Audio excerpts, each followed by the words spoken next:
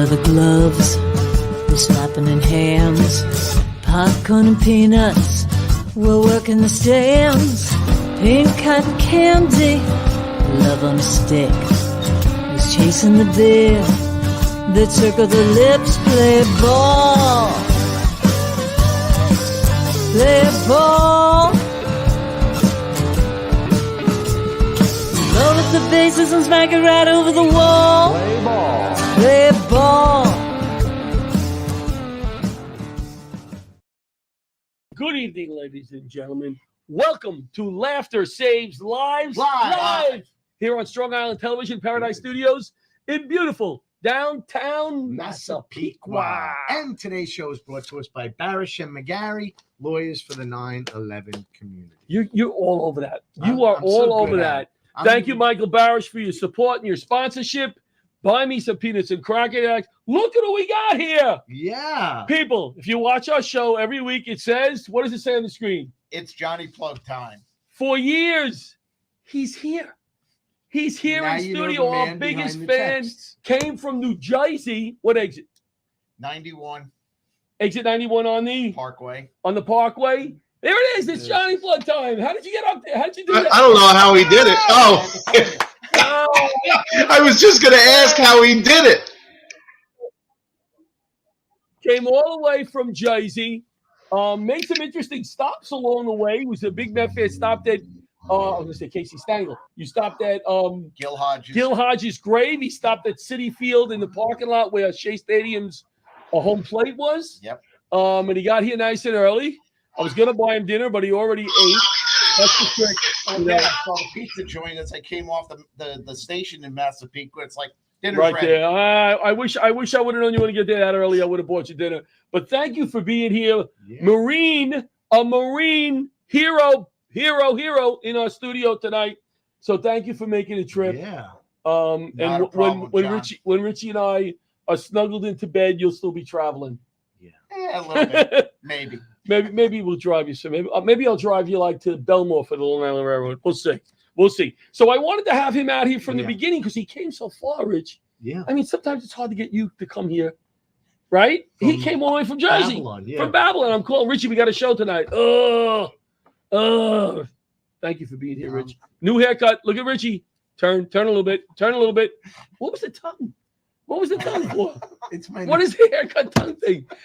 Beautiful haircut tonight, and here's why. It's not a haircut. It's a haircut. You had a haircut. I just moosed it back. If you watch a little bit of the show before us, we got the lovely ladies on, and last week they complimented Richie on his hair. Right. This week he came in all dolled up, got a haircut, and they were walking out the door and nobody noticed it. And the last minute they turned around and said, I don't Richie, like it. Would you get a I don't haircut? like it. No, they did. And Richie was goes, like, oh, fluff it back up again. It looks too business like. they noticed. But now Rich you Walker with the I haircut. could go for the parts of the office manager. I could replace Dabney Coleman. Remember? Okay, him? yeah, sure. That's my new part. Sure. What do you think? How often did you get haircuts in the Marines? How often did you have to get your haircut? Usually every week. Really? Yep. Every week? Except when I was in Okinawa because the work schedule was 3 days on, nights on, and then 3 days off. Where is Okinawa? It's Japan. part of Japan. Well, yeah. Listen, I knew that, but I wanted to let Richie know. So Okinawa, Japan. free haircuts? Free? No, you had to pay? No. Even the ones in boot camp, they charge you for them No. on the pay statement. Still to came this out of day, your they still check? do that? Yep. That's crazy. Could you guys cut each other's hair? They allow that? We did that when I was in Kuwait For free. because You got that? after a while, well, we took care of each other in Kuwait because haircuts. Yeah. All right. Well, you look good. Thank you. Still got the haircut there. Still got the hair, which I Yeah. was happy about after Yeah. 20 years. I wanted to talk about the important topic since we have a Marine here, Richie with his haircut, about pasta. Yes. You know how I like to talk about it. Inquiring minds want to know. Tell us. Do you about have a preference? I was thinking about this Yes. the other- of what type of pasta you eat. Yeah. Does it matter if you have a nice tomato sauce? Yeah. Do you also say to the sweetheart, "We're going to eat linguine" or "We're going to eat ziti"? Does it Fusilli. matter? I love fusilli. What is that? The The corkscrew ones? corkscrew one. And why do you like them? It just, I don't know, it tastes better. And Because it traps you more could- sauce, Richie. and you could hook on the fork better. Oh. Right? Smart. I never even thought of that. Yeah. I You like learn a lot on this show. You do. The larger the pasta, the better Yes. for me. The bigger the pasta, I love because I can get the sauce in there. Sometimes a little cheese, maybe put a little regatta on the side. You can kind of eat. Yeah. So I like the larger, the better. Now, because we got to include you because you're freaking Right. sitting here. I can't. Listen We to can't this. ignore All you. right. We got to There's include him. a restaurant, and Yeah. it's called Rigatini Fiorentina, right? Right. But I replaced. I don't with buy the pasta at corkscrew. restaurants. No, listen. Yeah. It's corkscrew Yeah. pasta Yeah. in like the pink Yeah. albahaca sauce Yeah. Yeah. Mhm. with chunks of chicken, mozzarella cheese, and the whole thing. all $32. mixed up. It's up there. It's freaking And ridiculous. Spinach. And Oh, then it's worth it. They It's put like the spinach in. $20 for the, but it's good enough for 2 days. Yeah. I hate buying pasta. It's so expensive. So Pasta used to be 50 cents for the whole box. it still is. Oh. You can still get pasta for 50 cents. Pat here now. You have to Yes, understand. Came from Jersey, so we're gonna try. We're Include just gonna throw him questions. Yeah. You know, they're probably it's not important stuff, but he's here. Right. He's here. He's a Marine. Yeah. We got Mhm. so in the Marines. Okay. Let's talk pasta Marine style. Yeah. What was your They probably ate a lot pasta of dinner? pasta. How were the meatballs? Terrible. You don't want to know. All right, but what kind of pasta did they? Was it always spaghetti? Yes, it was Always spaghetti. Because Yeah, that was the easiest thing for them. sure. In the big vat, and yeah, they just throw it in with all the water and just boil it all up, and Sounds good. had no, it had no consistency. You know how you want it to be al dente? Mm. Not even close. No, I'm no, sure no. there's a lot of Marine chefs out there not happy by this. There aren't that many Marine chefs. There are cooks. Cooks. Oh, I got you. And Cooks. trust me, most of the cooks will agree with me because they know what it's like. They have to make it for everybody in the chow hall, Right. and after a while, it just goes. And probably But not you the get used to highest it, right? grade Yeah, of ingredients, right? that's true too. The sauce was probably not the best.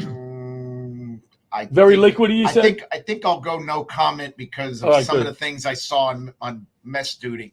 All right, yeah, we don't want to talk about that. That's our heroes where we're feeding over there. Big news for Laughter Saves Lives. Pretty Yes. big news. I We agree. work hard at this foundation, trying to get publicity or whatever. We've been invited next Friday to go to the 9/11 Memorial Wall in Brooklyn, where they have pictures of every firefighter that was lost on 9/11. They have a little ceremony. Then we are going onto the field, Laughter Saves Lives, and carrying the American flag, Unbelievable. and then A to the banner. ball game. No banner? No banner. Should I bring the Laughter Saves Lives banner? We carry that out? You know, Is that we inappropriate? put it in front of the flag, Right in front of the American flag? and we can flip it every. few That's minutes. you don't you ask forgiveness, you don't ask permission. Yes. So no, I don't think we're going to We bring hold the flag, but then when there's a camera, flip it over. we just flip like this and back. No, you know what? Though we are going to be wearing Laughter Saves Lives shirts Oh, yeah. with the hydrant on the back. We hope, and Laughter Saves Lives Foundation. So we're very excited. Yes. Thank you for the invitation. I'm a We media. got John Santo going, Rich Walker going, my son, my daughter, the girls from the previous show, Bridget and Roseanne. We're gonna have fun. We're gonna have a good time. Yeah, that's not the fly. That's not the fly. We don't have a fly for it. You want to? And John, let me ask you a question. Where did we get those T-shirts from? Or where are we getting those T-shirts from? Who is printing our T-shirts? Our wonderful owner of Paradise Studios, Bobby, is making T-shirts. He has two businesses, and he does T-shirts. If you need T-shirts, great job. This is the place. And he's making them Yes. quickly. He's making them right now. By the end of the show, we'll throw them on. All done. Yeah, we're going to put them on. We're wearing Speedos and the shirt to be noticed at the game. Yes. Carrying the American flag in your Speedos. Let's see. A big golf out. Oh, and then what are we doing Thursday? I think it's important that the comics from Laughter Saves Lives understand how we were born. We were born from 9/11, right? Next Thursday, Rich Walker, John Santo, and I think Roseanne might be going. We're going to the 9/11 Memorial and Museum. They've never been. And I think we're getting some special treatment. I don't want to tell you yet. Oh, yeah. But we may be getting some special treatment and a special tour, so we're excited about that. So thank you for coming with me on Thursday. Yes. I'm so sorry to surprise you with that today. I said I'm going. You're like, Oh. And then you were like, that sounds like fun. We'd like to have you. Yeah. I didn't realize the way he did that. We'll sneak it in. We'll sneak it in. You may have to stand outside until we're done with the tour, but you'll see a lot from out there. So, I was listening to the ladies before. They were talking about some kind of airplane stuff or whatever. Yeah. And I just wanted to tell a quick story. Did you ever miss a flight? Like just miss a flight? No. Not even in the military, miss a flight. No. Oh, you don't want to miss a flight in the military? No. I was at the airport. I started teaching for Homeland Security, and I had to go for training at Louisiana State University. Yeah. And I had to take a instructor methodology class. First time I'm meeting everybody, the bosses, the other instructors. I get to the airport, and here's the gate right by the front there, right over there, the gate. And I'm there early, nice and early, sitting, relaxing. And my son had just started college, and I wanted him to get a job to pay for some of the stuff, right? Get a little job. So I call him, and I go, hey, did you go to the Olive Garden today? Up there he was with Marist.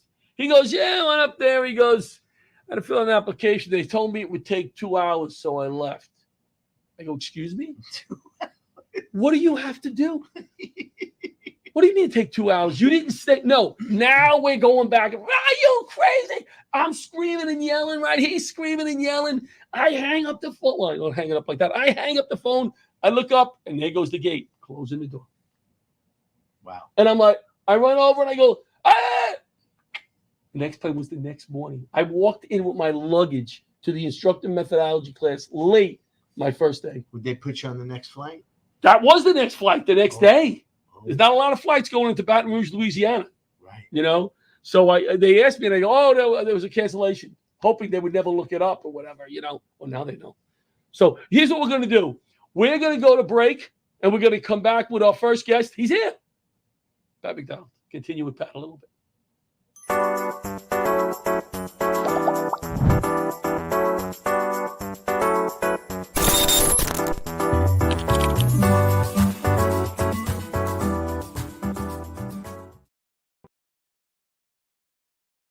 If you spent time downtown on 9/11 or in the 8 months after, you were exposed to toxic air and may be eligible for compensation from the $10 billion 9/11 Victim Fund.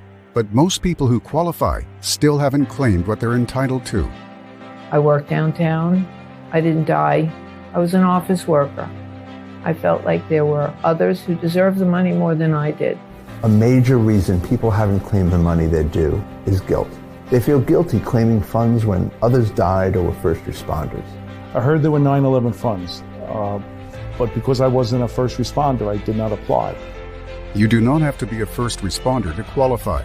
This fund was created for everyone who worked, lived, or attended school south of Canal Street, who may have experienced or have experienced respiratory illness or any of the 68 cancers linked to the toxins. Even if you have a family history of cancer, there is a presumption linking most cancers to the toxins. I thought it was too late to make a claim. My spouse worked downtown at a bank and died of cancer. Honestly, I just haven't felt up to it. The government's $10 billion Victim Fund and Health Program have been permanently extended. You just need to have been below Canal Street on 9/11 or at any time in the following 8 months. To see if you qualify, call or go to 911fund.com to speak to a representative of Barasch and McGarry, lawyers for the 9/11 community. There are many reasons people who are eligible for compensation are not stepping up to claim it. To those who are holding back, I would say just take the first step. Ask for help. Make the call. It's not too late. I called and I qualified. I qualify. I qualify. Millions of dollars remain unclaimed. You do not have to be seriously ill to qualify.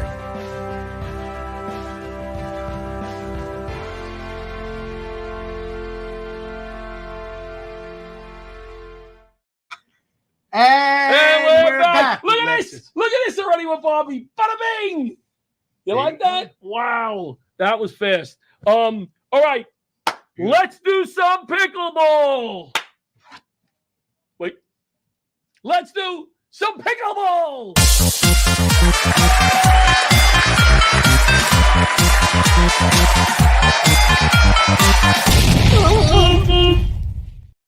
Wait. Pada ping. No, I just spoke to you. weekend Laughter Saves Lives team out in the league. We went 4-1. We are in 6th place. We moved up to after the first week of me with my knees. They're just getting used to the gel injections. I was tired. I was exhausted. Just stand in one spot. No, we don't. Bada bing, bada bing, bada bing. But I had one problem. We played 2 young ladies in their 20s, extremely athletic, extremely good. I played my hardest. Right. Sometimes I'll play a player with a man or woman who aren't that how good. were the women? They were good. We beat them 11-9, but I think they were a little upset that I hit the ball a little hard once. And I felt bad, but they were good. You know what I mean? I played my hardest. So I'm going to have to talk to them this week and make sure everything's okay. I'll tell you, you want to know a little tip? 6th place. Trick, you want to win every game? Yeah. When you're playing, repeatedly go, like taking candy away from a baby. Yeah, they love that. And just keep jamming. Yeah, they love that. Oh. Let's see a flyer or two. We got a flyer or two.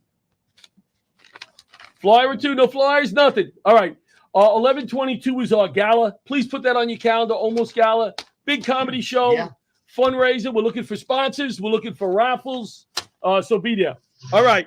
Hold on before you get into it. So, and I think I told you this the other day, John, when we talked about Pat being on. I'm pretty sure we have a lot of Marines watching tonight, just by the comments that I see behind the scenes. So one person who I'm guessing is a Marine, Joseph Light, put up AFO-OFA, and when I asked him what is AFO-OFA, he said, ask Pat. All for one and one for all. He's not a Marine. He was in my drum and bugle corps. He knows it. Thanks, Butch. Thanks for taking that minute. Thank you, Patrick, for knocking him down. Yes, thank you, Patrick. So a little bit about your career now, Patrick. You were in from 85 to 2005 in the Marines, correct? Yes, sir. What were some of the jobs you had in the Marines? Do we call them jobs? Well, they're known as military occupational specialty, or MOS. And what was your closing rank? I was a staff sergeant when I retired. Okay. I started out in the message center with basically, if you see on MASH, they talk about. Is that the mail room? Is that the mail room? No, it's Twixes and teletypes. But they put that onto computers, so that's when they got the brilliant idea. Well, we're going to make all the comm guys into IT guys, right? And so now I'm an IT guy. And you made a career of it, though. I've made it. I've made a career of it, but go with it. Go with it. I had to go with it because you get a family. You got to do what you got to do. You got to do what you got to do. Well, awesome. Now, you were deployed to Kuwait. Yes, sir. Right. And you were involved with Operation Iraqi Freedom. Right. Tell us a little bit about that, because we've heard about that. But I deployed with the Marine Logistics Group on February 14th, 2003. So I can never screw up Valentine's Day ever again, because that is the worst Valentine's Day my wife ever had, especially because she drops us off at 6:30 in the morning. And when she goes to work at 10 o'clock that morning, we still haven't left yet. So she drives right by where the buses and everything were. In a general question, I don't know if you know the answer to this. You always, you have Marines, you have guys on the front lines, right? People on the front line. How many, for each individual that's on the front lines, how many support staffs do we have? Like, how many people in the background support? Is it one-to-one? Is it it's not, roughly? It's not one-to-one. What is it? For everybody that's a grunt in the infantry, we've easily, there's 25 of us making sure they're getting what they get, because what I did for IT, nothing moves to those guys without our computers now, because they used to do it pen and paper and figure out, okay, what goes on what truck and everything. By the time we got to Kuwait, everything was on the computers. So they needed me and my Marines to make sure that the people getting the trucks loaded and planned and everything, were able to get the gear and the supplies out to them. Now, if I was a young guy wanting to go into the Marines, I see a recruiter. Can I ask for this position of grunt?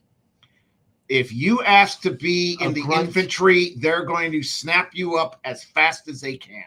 Guaranteed. Right.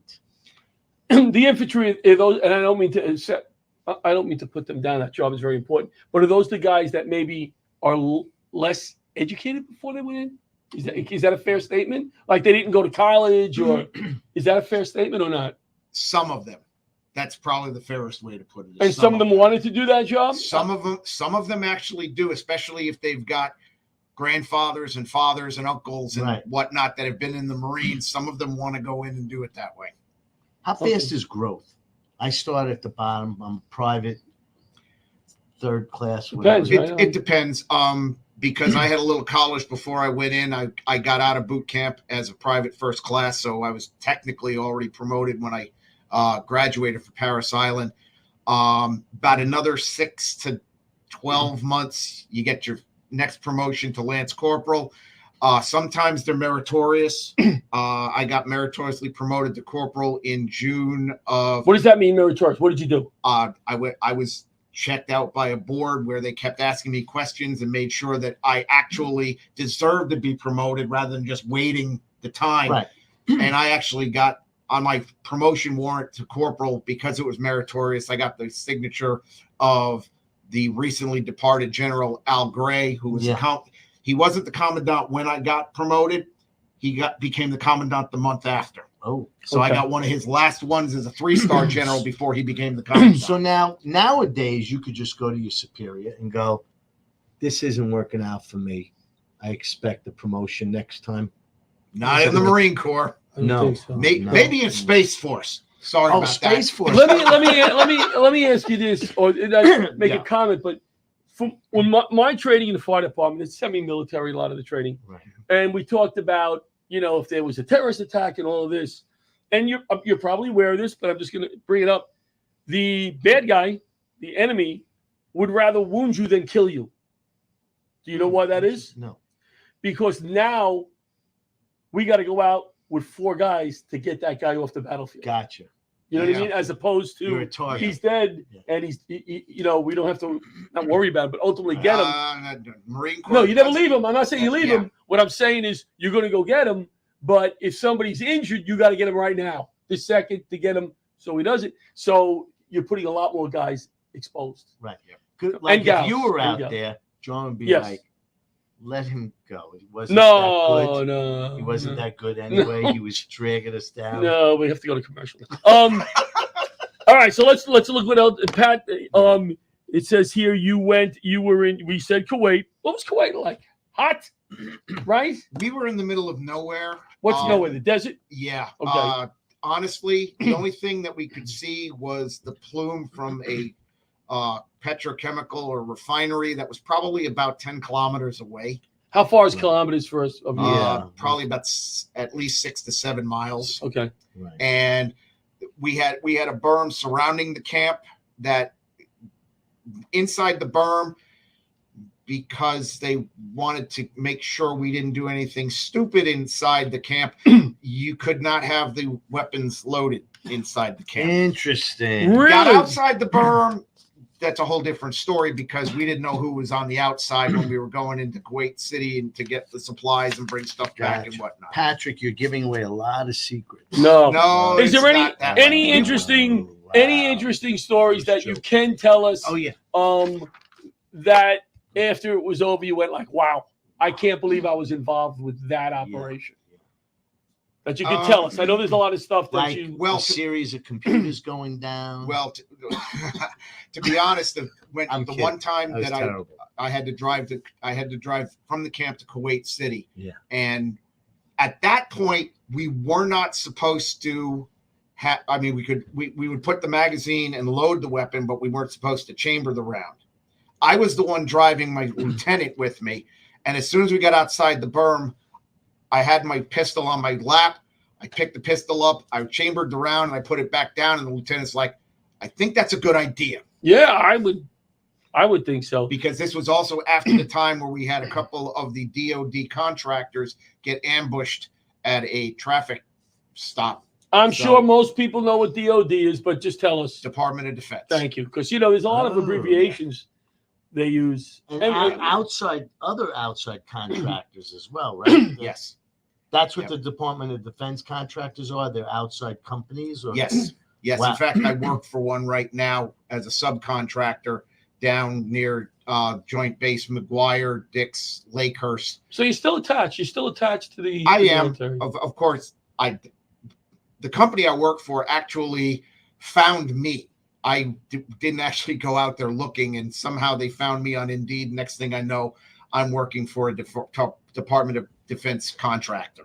So you retired from the military. What year was that? 2005. What was your first job then after the military? I was an IT contractor down in Florida. For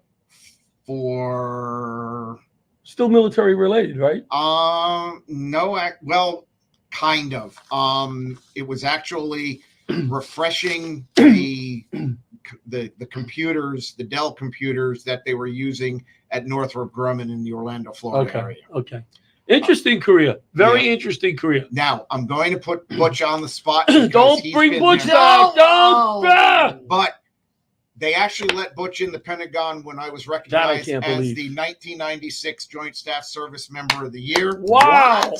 I did not know this. John isn't going to try to pronounce, but General John Shalikashvili, who was the chairman of the Joint Chiefs. I could have pronounced General Shalikashvili. Could have did it. Personally recognized me. Butch was a witness to this, so he can verify that it actually happened. I was the first Marine that got recognized. Wow, that's unbelievable. Unbelievable. It was so amazing for me. First of all, I mean, civilians don't really get to go to the Pentagon. I mean, it's one of the most secure buildings in the world. And just to see all the different branches of the military walking around, and you'd see Green Army and blue, is the Air Force, and you'd see these two with lots of ribbons and decorations, and you see these guys walking together and talking. But I mean, Pat, tell him who gave you your award, Pat. I said it was General Shalikashvili. And the funny thing was that Admiral Dennis Blair, who eventually became Director of National Intelligence, recognized me when it was just Service Member of the Quarter. And he's walking down the E-ring hand in hand with my daughter, who was 3 years old at the time. E-ring? E-ring is the inner ring? There's 5 rings. 5 rings. The E-ring's the outer one. And how many of those were penetrated on 9/11? Was it 2 of them? I believe it was actually 3. Was it 3? Yeah, and I'm not sure about that because I know that section they actually took down all 5 rings and rebuilt. I have to get down there, but I was at the. Are you allowed to? If you yes, are active they will have a duty- memorial park on the outside. Right. They have a memorial They park. have the memorial outside. I believe they've started allowing tours of the Pentagon again because before 9/11 they did. Oh. Now Butch got into it. The Joint Staff area is not normally part of that tour, so that's where Butch. When Sonny Boy and I went to see the Pirates 3 years ago, we stopped at Pennsylvania where the plane went down. Very well done, the memorial. Very well done. And what's interesting is where the plane hit the ground. You would expect to see maybe part of a plane or whatever. All they have is a big rock to signify where it went down. Very, it's just very well done. We're gonna go. I will tell you something though, which is very interesting. There has never been in this country a national, meaning not city, not state, a national building that was destroyed during wartime, rebuilt as quickly as they rebuilt the Pentagon. Because Pat, it was like 18 months, wasn't it? Something like that. That they. Yeah, it was definitely less than 2 years. I want to go to break now. We have another super duper guest. That's why I wanted to bring him on early so we give him the time. Just do me one favor though. We haven't. All these people know that Pat's our #1 fan, and he can't. We invited him to the show tonight. Yes. Before we move on to commercial, John, I want you to tell the folks why Pat is so dedicated to Laughter Saves Lives. Well, how many years ago, Pat? It was 2014, so about 10 years ago. About 10 years ago, Butch introduced me to Pat.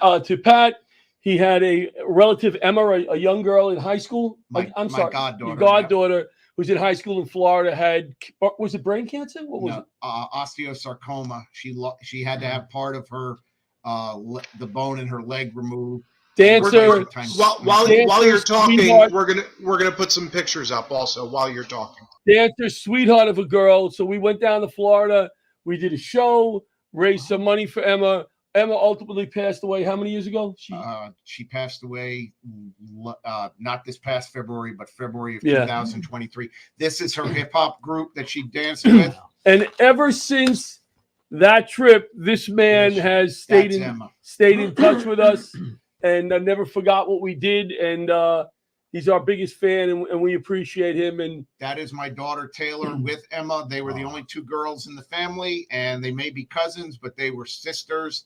Cousins in name, but they were sisters. And I told John a few stories before we got on. Yeah, we'd love to go back. I told, and maybe give a scholarship to somebody with the dance group who can't afford to join the dance group in Emmy's name. So we're going to try to work on something. We've got one more picture to show. We got to go to break, Butch. I know. We've got one more picture to show, which is really cool. Bring the picture up of the flyer that I sent you. You mean the one with the price on it that we can't put prices on? What flyer? Well, this is an old flyer from 10 years ago. It's not an upcoming one. There you go. That's it. That was the original flyer. That's the Look flyer. at me. Handsome guy there. Holy crap. Wow. All right, let's go to break, and we'll be back with Constance Payne. She's a forensic cleaner as one of her jobs. Crime cleaner. Crime scene cleaner. So interesting. We'll be back.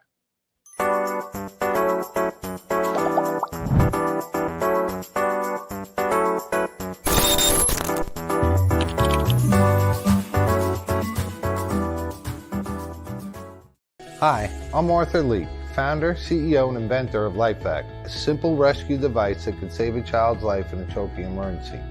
All these people were saved with LifeVac. People may not realize that on average, 14 people a day die from choking-related incidents. Every 5 days, one of those is a child. As simple as place, push, pull. To learn more, please visit lifevac.net. And we're back with Laughter Saves Lives Live. I want to bring her right out. She is an Axis forensic cleaner and manages an 80-acre facility that provides weapons and tactical training courses in Georgia. Please welcome Constance Payne. Hey, y'all. How are you, Constance? Oh, I'm absolutely fabulous. Thank you for taking the time to be on our little show. For sure. I appreciate you guys having me on. It's awesome. Absolutely. You are just such an interesting lady. When I told you, I called you, I was sitting poolside this afternoon in my little above ground 15-foot pool. And I was looking over your bio. And I'm like, holy crap, we don't have time to do all of this. So let's get into the first thing. All right. How did you get into, you clean up crime scenes, correct? Yes. How did you get into that?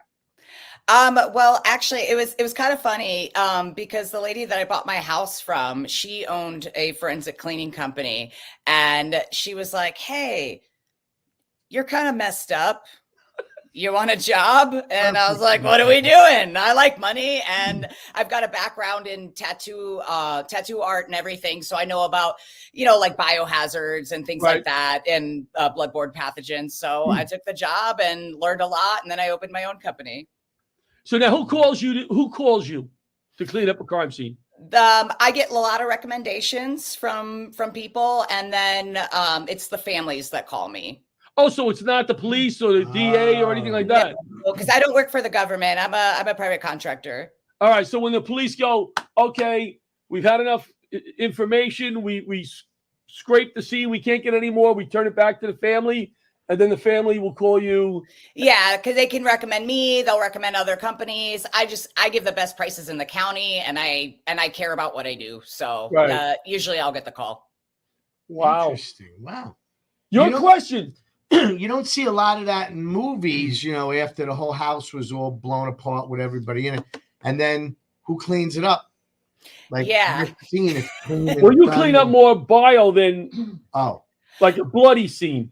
Well, there's kind of a mix of it because it depends on like what's going on. There's the top two things that I clean up are suicides and then hoarding. So when people just don't throw their trash away, or they're just collectors of all kinds of things, and they might have some animals that defecate and urinate all over the place, and they live like that for years and years, and then they might commit suicide. And So it you'll just be really within, depends like, on what's 3 going on. feet of it. Yeah. I would assume that you get a call mostly from the people inheriting the house of the hoarders than the hoarders themselves. Absolutely. And their main goal is they want the house cleared, they want to sell it, they want to close up the estate, and they want to get back to their lives. Like 9 out of 10 people don't care about their people. Like they're very cold. This is an inconvenience. They want it done as fast as they can. And, and that's sad to see. And that 1 out of 10 that I do see people caring about their people, like I did this past week, those are the hard days for me because, I'm a very empathetic person. And so I feel that, and it's a lot easier to emotionally close myself off when other people don't care, even though I most definitely do. It's sad. It's sad all around. It's a sad circumstance, It must be. Now you're an actress also, and you do some stunt work? Yes, I do a lot of stunt work. I'm an actress that does all my own stunts. All your own stunts. Wow. And you also do stunt work though for other actors? No, I'm not a stunt double. No, I'm just plain an actor, and I do all my own fight scenes. And you like doing those? Oh, absolutely. I'm a boxing and jiu-jitsu based martial artist. I actually just designed another movie right before I got on your show. I just wrapped up that script, and we're shooting it in August. It's called Smashed. It's going to be pretty fun, but there's a whole lot of I like to design fights to where they go to the ground. We get some stand-up game, go to the ground, and then we got some glass breaks and, just blood. It's choreography, the fight scenes as well, right? Yes, I do. Oh, wow. Yeah, and I get creative. I got some stuff on YouTube right now where my face gets smashed right in the mud because we were set up to do something completely different.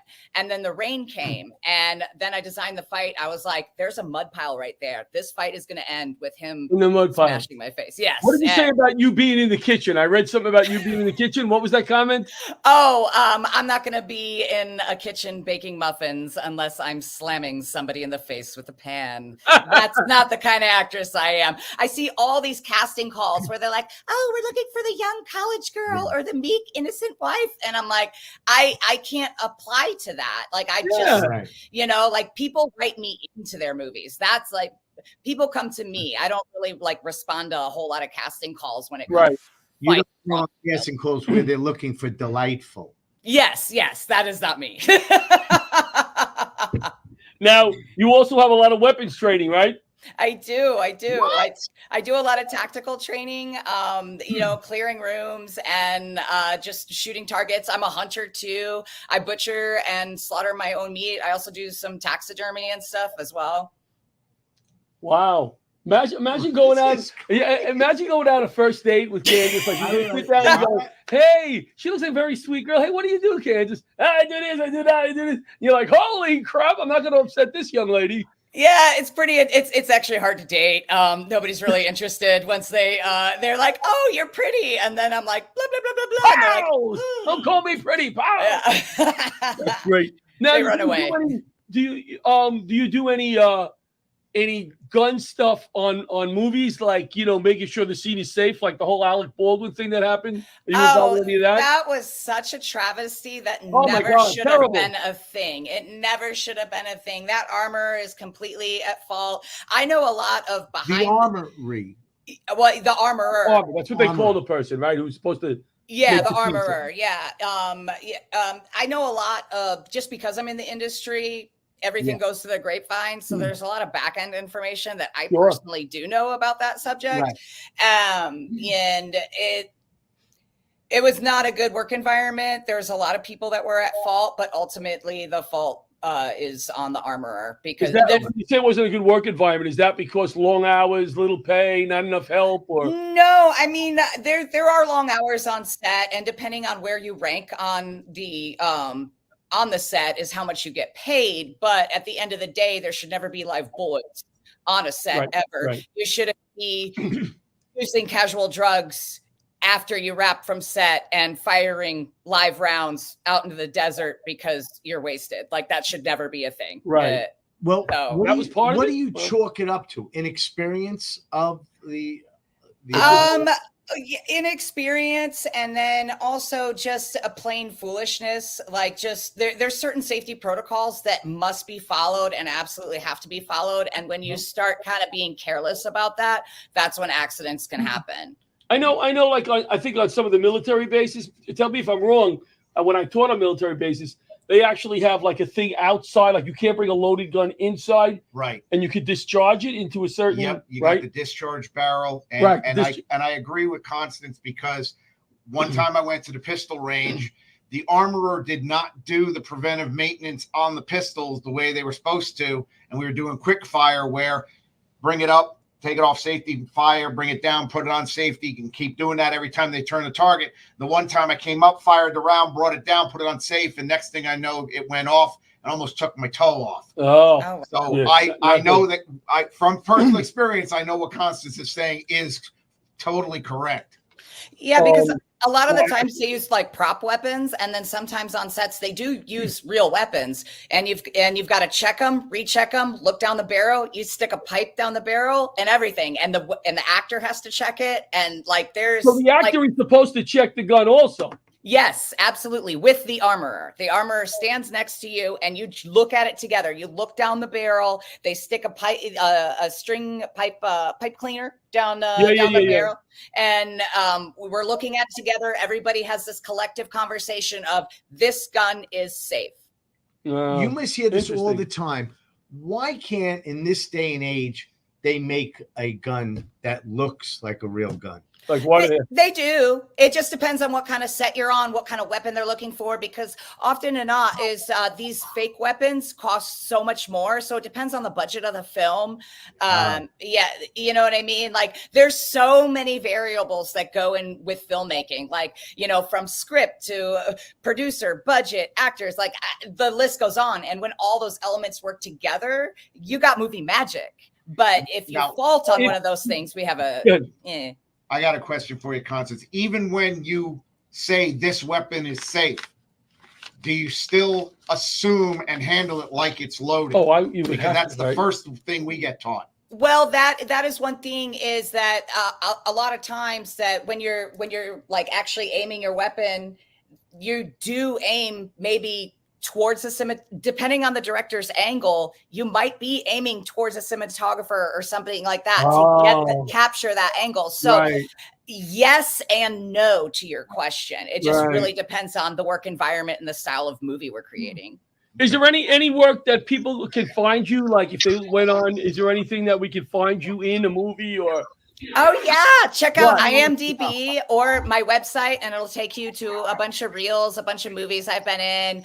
I think I'm like 30. I've got a pretty good IMDb ranking. We're gonna check it out. Hold on one sec before you go, because I do have a question for Constance. Getting back to the work that you do, let's say, and I know because I've watched your stuff and we've spoken. You've got a bad murder scene. There's blood everywhere. There are body parts everywhere. When the detectives are gone, when the scene is wrapped up, when everything's done and you go in, do you have a like ABC? This is what you do first. This is what you do second. Do you just grab everything and does it go into a proper disposal? How do you do that? And Butch, just so you know, Constance, we have a minute. Okay, yeah. Well, the first thing I do is I do a sanitary fog throughout the environment to sanitize the situation. And then it's basically like if you're building a house and then you do deconstruction on a house, what's the last thing that you put in? So I start picking up whatever it is that is like, you know, a thicker piece or, you know, the very last thing that happened and working my way back. All right, cool. Well, we could have you on another day because I'm sure there's a whole bunch more stories. Oh, totally. Thank you so much, though, for coming on and sharing what you did. Very, very interesting. Constance, give us your website. Oh, www.constancepayne.com. Got it. Thank you so much. We're going to go to Thank break, you. and we're going to be back with the very Thank you.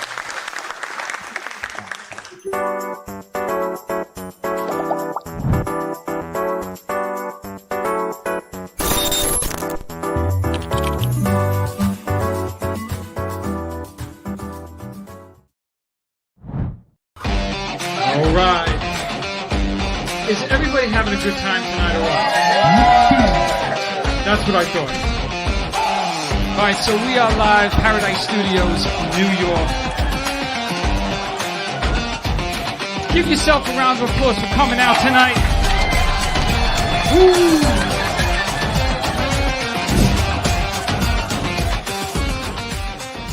I saw the market was down today. I go, you know what? Time to throw some cash in the stocks that I own, right? Yeah. Now I start withdrawing from here. TD Bank, Capital Bank, Chase. I'm putting money out left and right, right? One stock I just wanted to throw it on. I picked one stock. I think I picked a Walmart. I took all that money out of those 5 different accounts. Boom, $50 on Walmart. Wow. Bam. Withdrew a lot of all different accounts. Total, bam, Yeah. $50. So the joke there was I withdrew from a few different accounts and only did the $50. I think the joke was lost. You went with the low risk I got it. account. Bobby got it. Thank you, Bobby. You got it. Good one. See how he wants us to continue doing our show Bobby, here. I still he don't said, get John, it. good you one. took a lot out of 5 different accounts, but I only have $50. Pulling money out, I only have $50. We're back. Life the Same Size Live. Paradise Studios. Strong on television. The very funny John Ziegler. John Ziegler. This is one of the strongest acts in Long Island. We got him on the show. He said he watched our show last week. He goes, Yeah. "You're gonna have any comedies on? There's no When you funny have comics. There's no he said. funny. You and Richie, please." And here he is, John Ziegler. Unbelievable. Thank you so much, buddy. Thank you for joining. Very, very funny guy. But let's talk a little bit about you were doing comedy how long? 16 and a half years now. Man is an inspiration. If you don't, can we talk about what you went through? Or you don't want to? Nah, everybody else does. Go ahead. Okay, so comedy, loving what he's doing, and he finds out how many years ago? 3 about. 3 about that you have Pancreatic cancer. pancreatic cancer. Bam, his life stops. What did you do? How did you come back from that? Because I'm sure people will be inspired by that. I didn't really do anything. I just did what my doctors told me. It's really not, you get diagnosed. I'm not sick. I feel fine. Right. So I get diagnosed. I go through the whole process, and then it happens quickly. So it's like, we're going to do surgery. We're going to do this. We're going to do chemo. But it happens really quick. Mm-hmm. Yeah. So you don't have time to think. You don't have a lot of time to think. But John, what was there any signs or symptoms that you were having that maybe somebody can, I better get to the doctor type thing? No, nothing physically. Dark pee. Dark pee. That's it. That's what first made you go to the doctor. Yeah, and I had that for about a week, and I just ignored it because that's what guys do. We just ignore it. Well, yeah, sometimes. I was like, Right. yeah, Maybe whatever. it'll go away. Maybe it was Go the away. onions I ate. Yeah, Right. I take I take vitamins. I'm like, it's probably from the vitamins. Yeah. And then I went to urgent care, and they were like, get to an emergency room because they know it's a symptom of something. Right. It could be a lot of things. Right, It could be nothing more than it's just something called bilirubin. Yep. Familiar with So it. you can get jaundice a little bit. So it Yep, starts yep. with my pee, and then within 48 hours I was yellow. And how long was your treatment after that? I had some complications before surgery, so I was scheduled for surgery, but I kept getting sepsis, getting septic. So it took like probably 4 or 5 weeks of that. Then the surgery, and then it's about a 3-month recovery, and then I did 6 months of chemo. And then after chemo, it's a climb back. Chemo's worse than all of it. Right. Chemo's worse than sepsis, Right. sickness, surgeries. Chemo was the worst. Not to dwell on this, and then we'll move on. What is the name of the new procedure that you were on? I heard rumors of it, that it was something that is new within the last couple of years. I was on nothing new. Nothing special. No, not Really? me. No. There are things out there now. There's But I thought it trials. was bypassing and stuff like. No, I'm Yeah, no, not making me. this up. It wasn't me. There are things out there, but they're mostly There was another trials. comic that had cancer. Who else do we know? I'm kidding. So, all right, so you come out of this now, you go through all the chemo, and now you're like, I want to get back to doing stand-up. Was that you feeling like, hey, I went through all of this. I want to make a decision about what I want to do with my life. I did stand up through cancer. You did the whole time through. Best that I could. Right. So during the surgery, I was basically confined to a recliner for most of my day. I couldn't walk and do surgery. Right. I got up when I could. I did surgery through chemo. I wrote my comedy special pretty much from my hospital. Right. Because I was all in about doing. One, I only thought I had 5 months to live. The title of your tour? Tell them. My special is called Getting My Affairs in Order. Because I thought, it's pancreatic cancer. I know what that is. So I'm like, all right, I got like 6 months, but I have enough time. I can shoot a special. Right. I wanted to get my special done. And can you give us, I don't mean to put you on the spot, some of the yucks that were in that special? Can you give us a few of what some of my greatest cancer hits? Yes. Yeah. Some of your greatest cancer bits. I talked about my journey. I didn't really write cancer jokes. I did it chronologically. Like, this is how I knew I had cancer. I went to urgent care. Then I had to get an MRI. So I have jokes about MRIs. They do a biopsy. I wrote jokes about the biopsy. How people treat you when you get cancer. The things people say. Like what? Like what? Tell us. Because everybody knows somebody. Right. Yeah. That went through it. So I do a joke about every time I come out, people be like, John, I work with this guy. His sister works in a hair salon, and the shampoo girl there, her uncle, he had what you had. And I'm like, really? And they told me he had 6 months to live. And you know what? He lived a year. And I'm like, that's horrible story, right? That's not good. Right. And that whole lengthy story just took 8 minutes out of your 8 6 minutes. months. Yeah. How many dog years? 8 minutes is a long time. Hey, move this story along. I said I have 6 months. That's funny. You could use that, by the way. So what else? What else did you talk about in special? I have some jokes that it's funny because I have jokes I really like, and I know I've been doing these for a while. And I do them in front of regular people. It's not like it's one thing if I'm going to like a cancer benefit and they understand I'm the cancer guy and I'm going to talk about this. They're prepared for it. But I just did like the Hamptons on Friday night. I was at a show in West Hampton. Right. And I did all my cancer jokes, and I'm like, well, here we go. And they were really into them. But I have a couple that I don't always hit, but I really like them. Like I have one about holistic treatments. Yeah. Like I'm not a holistic guy. Right. But when I come out of everybody's like, come out of the hospital with pancreatic cancer, they're like, have you tried turmeric? I'm like, yeah, it's a little past turmeric. Like this is not a tumor. So even the hospital, hospital gave me a book called Chris Beats Cancer. Or recommended this book. It's a famous book about a guy who got cancer. He juiced it organically. Supposedly, he beat his cancer. So I do a joke how I got it. I was open-minded when I read it. It was a really good book. And I just ordered his second book. It's coming out shortly. It's called Chris is Riddled with Cancer. That's really fun. I didn't know if that was a joke for a minute. And people get 10 people. I get a little groan on that one. I just hold in the pocket. The third book is Chris's family tells us about Chris. It's so people groan on that because there are people very into holistic stuff. That's really funny. Yeah, but you being went through it is a little better than Richie or I telling it. I smile very hard when I tell it, so it kind of lets them know, like, I'm kidding. Yeah, just kidding. Yeah. But I tried to write from my heart what I was feeling when I was going through this. Like there was a realization. Rich is around. He's around the clubs. He knew me then. So they did a GoFundMe for me. Yeah. Which is very embarrassing if you've never had that. It's very humbling. Like, you dropped off checks for me. I left them at the club for me. Like I remember what everybody did for me. But it's embarrassing. People having to give you money. But I had medical bills out my ass. I couldn't work really. I was making no money. Right. And, you're overwhelmed. Right.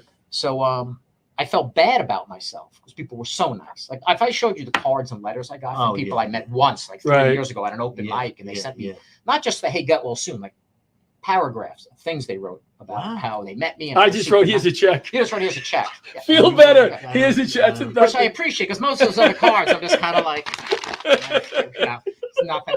Nothing. Underload letter. Right. Oh, this is nice. Where's the friggin' check? Where's the check? All right. So I did write this joke that I felt really bad about myself. Because of how nice people were. Right. So I say, people that hate to GoFundMe, they raised a bunch of money for me. They wrote me beautiful cards and letters. I had friends who called and checked on me every day, and I felt kind of like a piece of crap because I knew if they had cancer, would I be there? On your own. Like I'd send an emoji. I'm not a monster. Like send a letter.